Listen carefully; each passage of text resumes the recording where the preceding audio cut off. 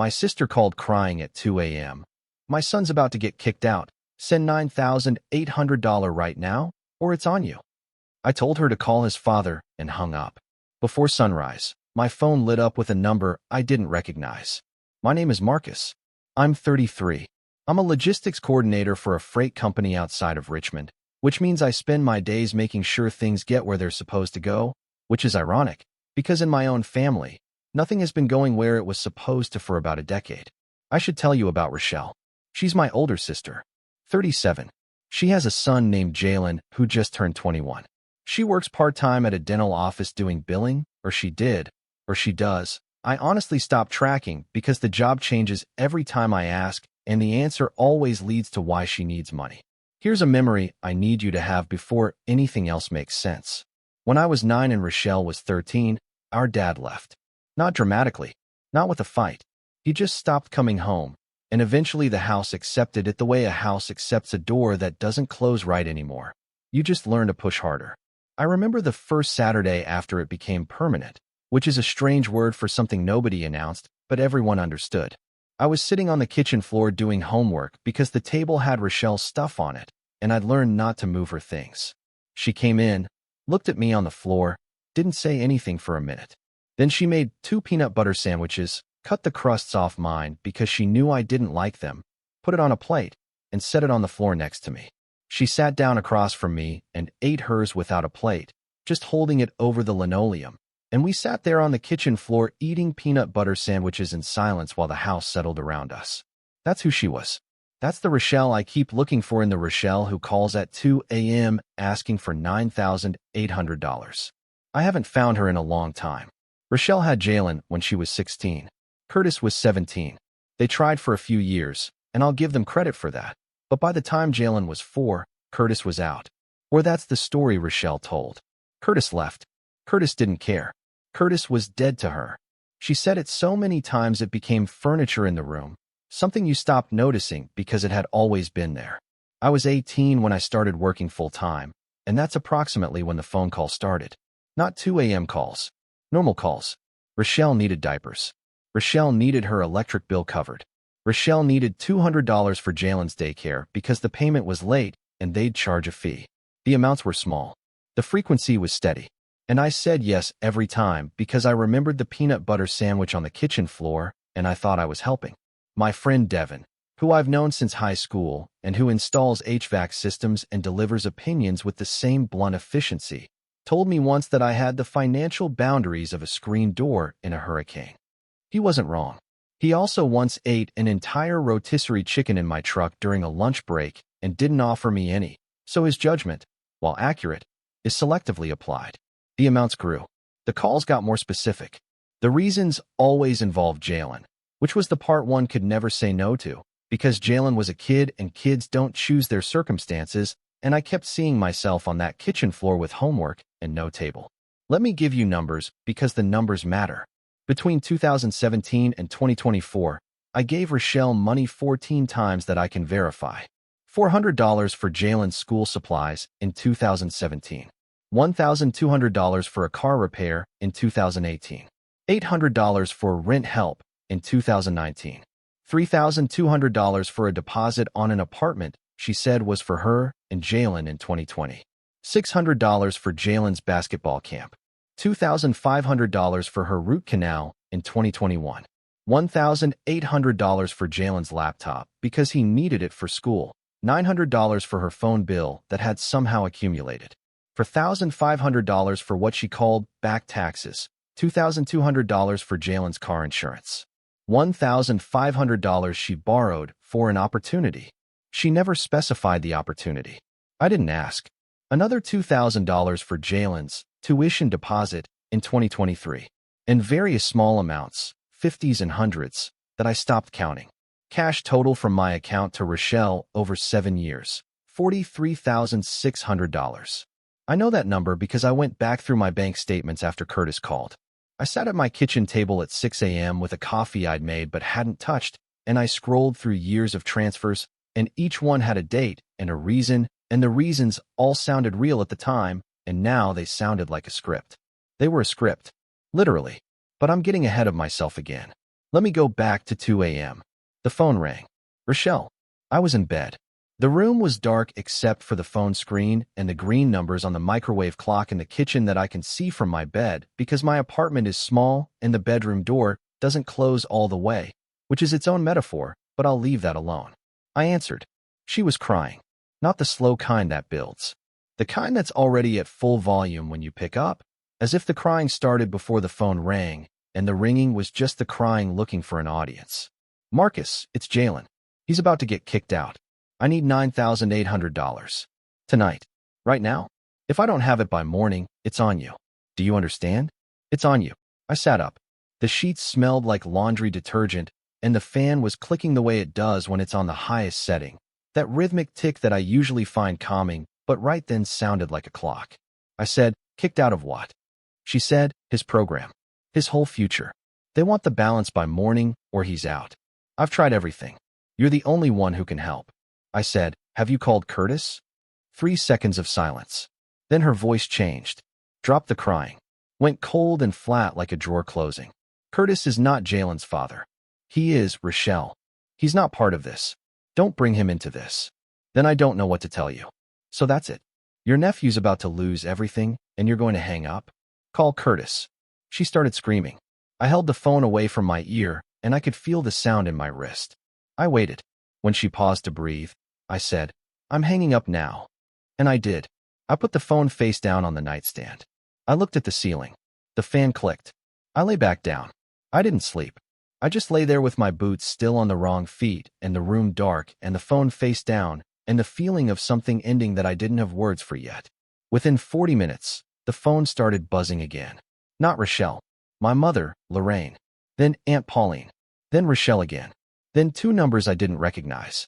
I watched the screen light up and go dark, light up and go dark, like a small mechanical heartbeat on the nightstand. By 5 a.m., I had 23 missed calls and 4 voicemails. I sat on the edge of the bed and listened to them.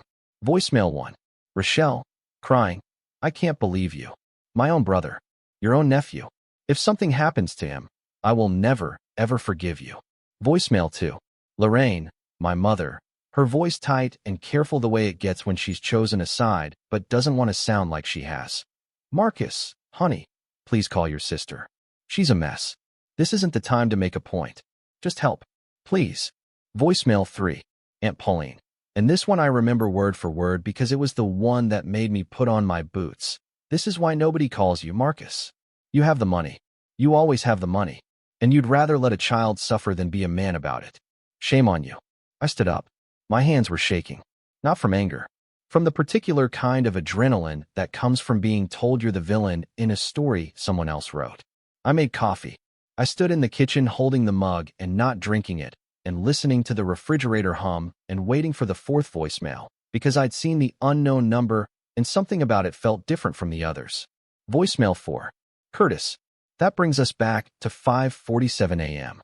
Curtis talked for 22 minutes on that first call. I know because I checked the call log afterward. He spoke slowly, the way people speak when they've been waiting a long time to say something and they want to get it right. He paused between sentences like he was checking each one for accuracy before releasing it. I could hear a TV in the background, turned low, and at one point I heard a door close softly, which I think was Jalen in another room, giving his father space to make this call. Here's what he told me. Curtis never left Jalen. Rochelle pushed him out when Jalen was 4. Told him if he tried to contact Jalen directly, she'd file a restraining order. Curtis was 21 at the time, working at a tire shop, making $11.50 an hour, no lawyer, no money for one, no understanding that a threat isn't the same thing as a court order. He believed her. He backed off. He spent 5 years thinking he had no legal right to see his own son. He never actually checked. There was never a restraining order. Never even a filing. Never a piece of paper with a judge's signature. She bluffed him out of his son's life with a sentence she never had to prove, and the bluff held for years because Curtis was too broke and too scared to call it. But Curtis didn't disappear. He started sending Rochelle $350 a month. Voluntary, not court-ordered. Because she told him if he stopped, she'd tell Jalen he'd abandon them completely. So Curtis paid. Every month. Bank transfers he screenshotted and saved in a folder on his desktop. He has receipts for every single one. $350 times 84 months. $29,400 sent to the mother of his child for his child. Jalen never saw a dollar. Not one. Curtis was paying rent on a relationship he wasn't allowed to have, and the money was going into a system that was using his son's name to extract from everyone else too. And 3 years ago, Curtis tried to warn me. He sent me a Facebook message explaining that Rochelle was intercepting money and lying about Jalen's needs. He laid it all out. Dates, amounts, patterns. He spent an hour writing it. He said he rewrote the first paragraph 4 times because he didn't want to sound bitter, he wanted to sound clear. I never saw it. It went to message requests. That grayed out folder that Facebook puts messages from non-friends in. The folder that exists specifically so you never have to read anything uncomfortable. I don't check message requests. Nobody checks message requests. Curtis waited for a reply for 2 weeks. Then a month. Then he stopped waiting. He assumed I didn't care. I assumed he was absent. 2 men, wrong about each other for 3 years, because neither one clicked on a folder and one of them couldn't afford the $200 an hour it would have cost to have a lawyer click it for him. I sat at my kitchen table processing this, and the coffee was cold, and I hadn't taken a single sip, and the sun was coming up through the blinds and strips across the floor, and I thought about Rochelle making peanut butter sandwiches on a kitchen floor 24 years ago, and I thought about the same woman running a spreadsheet on her own family, and those 2 people didn't fit in the same body, but they lived there anyway. Because there was a spreadsheet. 4 months ago, Jalen, now 21 years old, was looking for his birth certificate because Rochelle told him they were about to be evicted and he needed to start applying for housing. The eviction was real. But while digging through Rochelle's closet, Jalen found a folder. Inside the folder was a spreadsheet. Printed. Updated by hand with pen corrections in the margins. The spreadsheet tracked every family member Rochelle had asked for money. Names down the left side. Dates across the top. Amounts in each cell. Color-coded. Green for paid. Yellow for pending. Red for declined. Retry in 3 months. My column had notes. Responds to Jalen Angle. Best between October and Deck. Holiday guilt. She was profiling her own family. But the spreadsheet was just the cash. There was a second page. Non-cash. Favors. Cosigns. Items borrowed and never returned. A car I lent her in 2019 for 2 weeks that she sold. A security deposit I covered. The laptop I bought for Jalen that was pawned within a month. Pawn shop records existed. Rochelle's ID on every transaction. She'd been converting gifts into cash. My grandmother's gold chain. A set of tools I gave Jalen for his 18th birthday. All pawned. All under Rochelle's name. Real total extracted from me alone. Cash and non-cash. Over $71,000 in 7 years. But the thing that made Jalen leave wasn't the spreadsheet. It was what he found underneath it. A stack of unopened letters from Curtis. Birthday cards. Christmas cards. One still had a $100 bill inside. The envelope sealed. Some of them going back 5 years. Curtis had been writing his son every year. Jalen never got a single one. Rochelle kept them in a folder in her closet like evidence of a crime she committed against her own child's heart. Jalen held a sealed birthday card from his father, and something happened inside him that he told me about later in a letter, 3 handwritten pages, and the sentence that stays with me is this. I thought you stopped coming around because of me. She let me believe that. He packed a bag at 3 a.m. He went to Curtis, a man he hadn't spoken to in years, because he had literally nobody else. And Curtis opened the door. No questions. No conditions. Just opened it. In 4 months, Jalen got his HVAC certification. He works part-time at a supply company, making $17 an hour. He's studying for his journeyman exam using a textbook he bought used for $34 with a highlighter that's running out of ink. He pays Curtis $300 a month in rent. Curtis didn't ask for it. Curtis tried to refuse it. Jalen insisted. He said, I need to pay for where I live. That's how it works when it's real. He was talking about more than rent. And for 2 years before he left, while still living under Rochelle's roof, eating food bought with money she extracted from other people, sleeping in a room in a house she was losing, Jalen had been building his own file. Quietly, carefully. The way you build something when the person you're building it about is sleeping 20 feet away and you can hear her phone conversations through the wall. Screenshots of text messages where Rochelle told different family members different stories about the same emergency. Photographs of pawn shop receipts she left in her purse. A handwritten journal documenting every lie he caught her in, dated, described, with the specific words she used written in quotation marks because he understood, even at 19, that the exact words matter. He started the journal at 19 after she told him his college fund never existed. There had been a college fund. My grandmother and I had set it up when Jalen was 12. $6,200. Rochelle drained it in 2021. But the way she said never existed, with a little shrug, like the question was silly, something about it sounded practiced. Jalen didn't challenge her. He went to his room and wrote the date in a composition notebook, and underneath it he wrote, "She lied about the college fund." I could hear it. That was the first entry. There are over 200 pages after it. The kid Rochelle kept positioning as helpless was the most meticulous person in the family. After Curtis's call, I spent 3 days in a state I can only describe as very still. I went to work. I drove the same route. I parked in the same spot. I ate lunch at my desk and couldn't tell you what any of it tasted like. At night I sat on my couch and the TV was on, but I was watching the wall behind it, running the numbers, running the years, running every phone call from Rochelle through a filter I hadn't known existed until Curtis handed it to me at 5:47 in the morning. 3 days of that. 3 days of looking at my bank app and scrolling through transactions with Rochelle's name on them, and each one felt like reading a receipt from a store I thought was a charity, but was actually a business. Devin came over on the second night with a 6-pack of something cheap and a bag of gas station peanuts, and he didn't say much, which for Devin is an act of extraordinary discipline because the man has opinions about ceiling fans and expresses them unprompted. He sat on my couch and drank and shelled peanuts into a bowl I'd set out for chips, and at one point he said, "You have the face of a man who's doing math he doesn't want to finish." I told him everything. He listened. He ate peanuts. Then he said, 71,000? I said yes. He took a long pull of his beer, looked at the ceiling, and said, "For $71,000, she could have at least pawned something I wouldn't notice." He was making a joke, I think. With Devin, you can't always tell because the man delivers humor and fury with the same flat voice, and sometimes they're the same thing. I called Curtis back on the third day. I told him I wanted to see the file. I wanted to see the spreadsheet. I wanted to see Jalen. Part of me was afraid to see Jalen. Part of me was afraid he'd look at me the way you look at someone who should have known and didn't.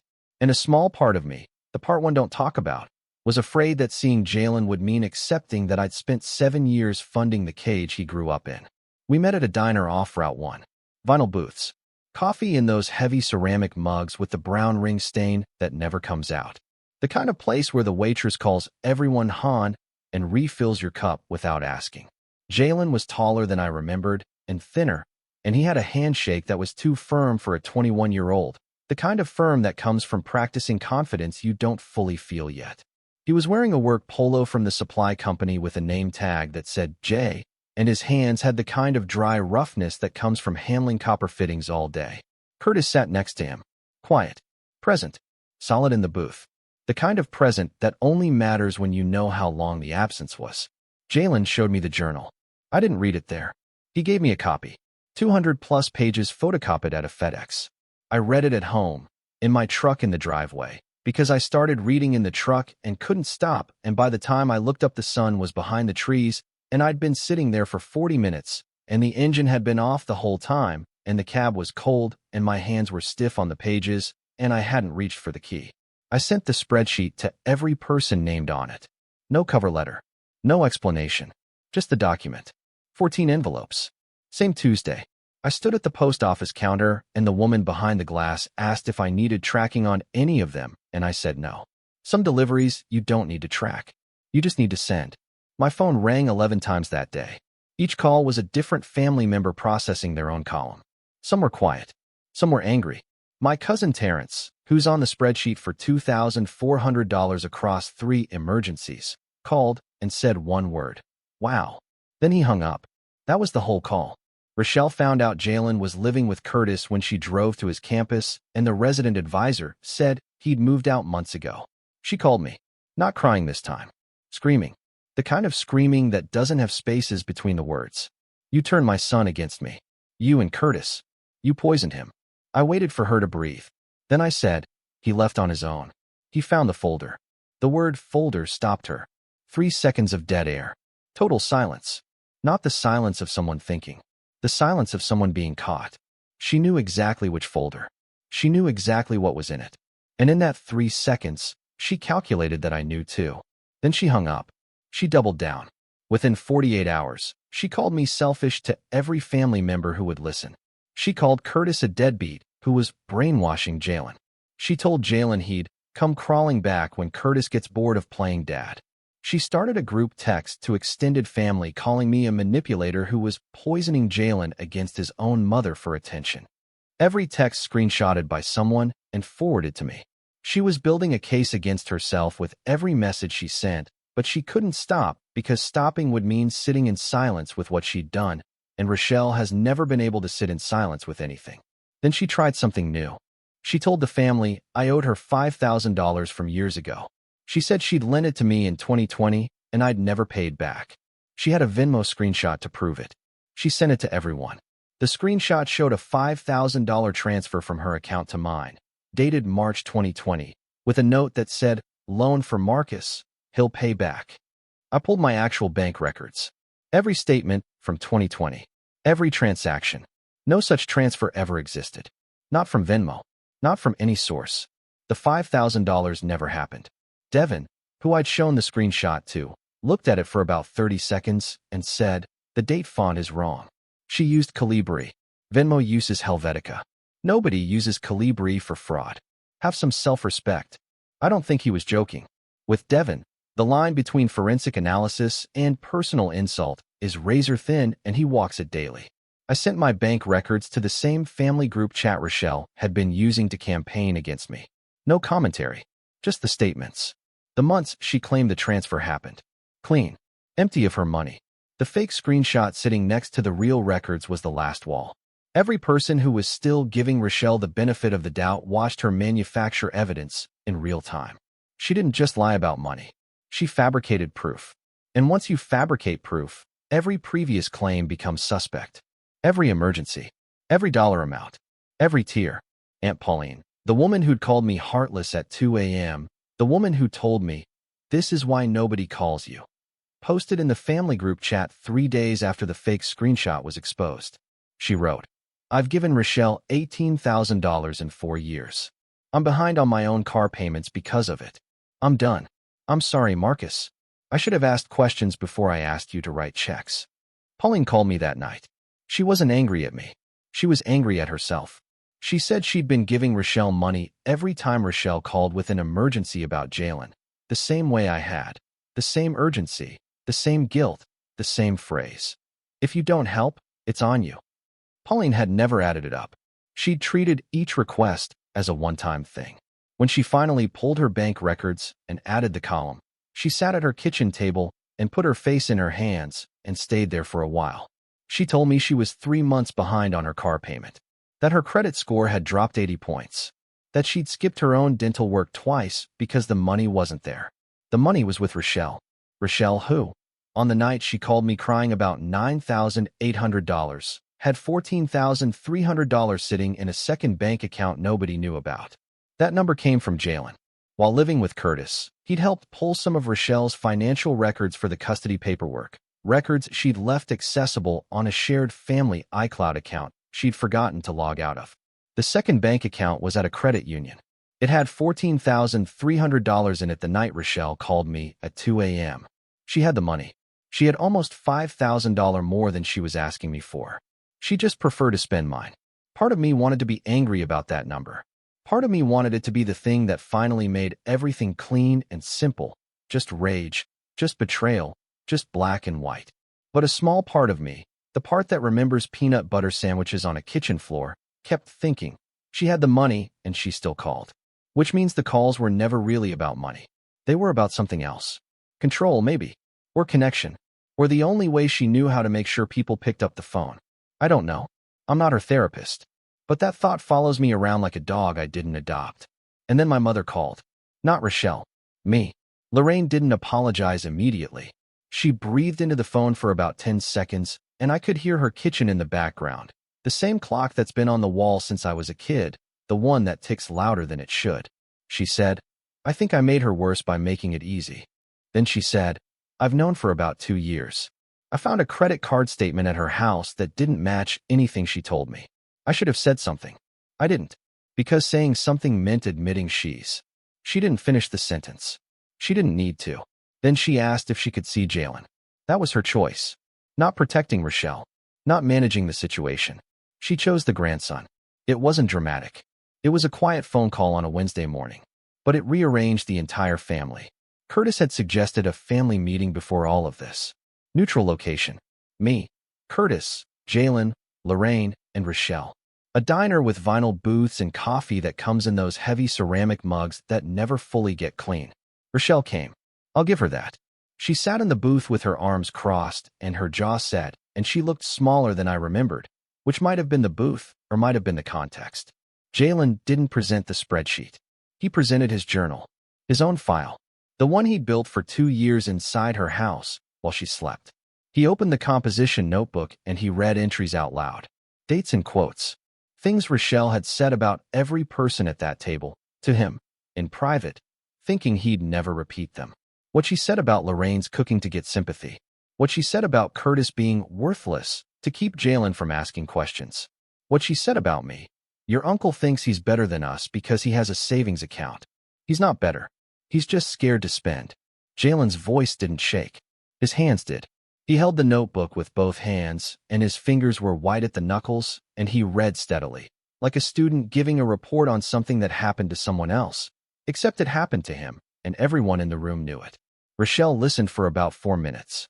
Then she stood up and said, "This is ridiculous. You're all ganging up on me." She looked at Jalen. "When Curtis gets tired of you, don't come home." Jalen closed the notebook. He said, "I'm already home."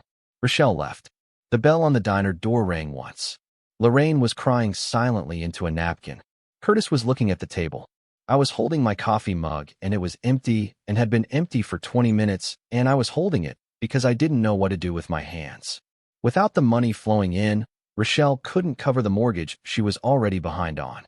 The eviction that Jalen had been searching for his birth certificate over actually went through. The house she raised Jalen in, the house I helped put a down payment on 6 years ago, for $1,500 that's on the spreadsheet in green because she counted it as paid, went to the bank. She moved in with a coworker from the dental office. I drove past the house once, about 3 weeks after. The lawn was already starting to go. Dandelions in the front walk. A lockbox on the door. A realtor sign leaning in the yard like it was tired of standing. Curtis filed for a formal custody acknowledgement. Not to take anything from Rochelle. Jalen was 21, so it wasn't about custody in the traditional sense. It was about documentation. Making official on paper what was already true in a 2-bedroom apartment. Jalen lives with his father. The filing went through without contest because Rochelle didn't show up to the hearing. The clerk called her name twice in the hallway outside the courtroom. Silence both times. Jalen told me later that Curtis sat in the courtroom hallway afterward and didn't say anything for about 5 minutes. Just sat on a wooden bench with his hands on his knees. Jalen sat next to him. The hallway smelled like floor wax and old coffee from a vending machine near the elevators. Neither of them spoke. Then Curtis said, "You want to get lunch?" And Jalen said, "Yeah." That was the whole moment. 8 years of separation resolved in a hallway, a silence, and a question about lunch. I got Jalen's letter in the mail about a week after the diner. 3 handwritten pages in a plain white envelope with no return address. Just my name and my apartment number in careful block letters. He apologized for every emergency that used his name. He listed everyone he knew about, numbered, going back to 2018. Some I recognized. Some I'd forgotten. Some I didn't know about because they'd been aimed at other family members using the same script with different dollar amounts. The handwriting got smaller near the bottom of the second page like he was running out of room or running out of courage, or maybe both at the same time. There were 2 places where the ink was slightly smudged, and I spent longer than I should have looking at those smudges trying to decide if they were from his hand dragging across the page or something else. The line I keep coming back to is the one I already told you. "I thought you stopped coming around because of me." She let me believe that. He also wrote something near the end that I think about at odd times. While driving, while standing in line at the grocery store, while lying in bed at 2 a.m. when it's quiet and the phone is dark and the fan is clicking. He wrote, "I started the journal because I didn't want to become someone who doesn't notice. She didn't notice what she was doing to people. Or she noticed and did it anyway. Either way, I didn't want that. I wanted to see things clearly, even when seeing clearly meant seeing my own mother clearly. And I want you to know that was the hardest part. That letter is on my fridge now. Pizza place magnet. Right next to the electric bill and a coupon for oil changes that expired 2 months ago. I haven't moved it. I'm not going to frame it. I'm not going to throw it away. It just lives there, in the kitchen, where the light hits it in the morning when I'm making coffee. 2 months after everything. On a Saturday afternoon with nothing particular happening, I stopped at a hardware store because I needed washers for a leaking faucet in my bathroom. Aisle 7. I turned the corner with a plastic bag of washers in my hand, and there they were. Curtis and Jalen, standing in front of the power tool display. Jalen was holding a Milwaukee drill, turning it over in his hands, checking the weight and the grip the way you check a tool when you've recently learned that the weight matters. Curtis was pointing at a DeWalt on the shelf and saying something about torque that I couldn't quite hear from 20 feet away. Jalen shook his head. Curtis pointed again, more emphatically. Jalen said something back, and Curtis put his hands up in the universal gesture of, fine, your money, your choice. They didn't see me. I stood at the end of the aisle holding my bag of washers and watching a father and son argue about drill brands. The kind of argument that doesn't matter at all. The kind that means everything is fine. The kind that means the people having it have enough ordinary time together that they can waste some of it on DeWalt versus Milwaukee.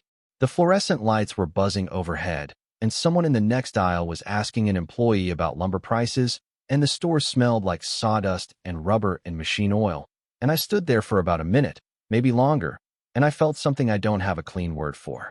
Not happiness, not sadness. Something in the middle that has to do with watching two people find each other after someone spent years making sure they couldn't. Then I walked to the register and paid for my washers and drove home. Curtis was wrong about the drill, but that's not the kind of wrong that costs you your son. Am I wrong for hanging up at 2 a.m.? Or should I have just sent the money like I always did? Give me your verdict in the comments. Like the video and subscribe.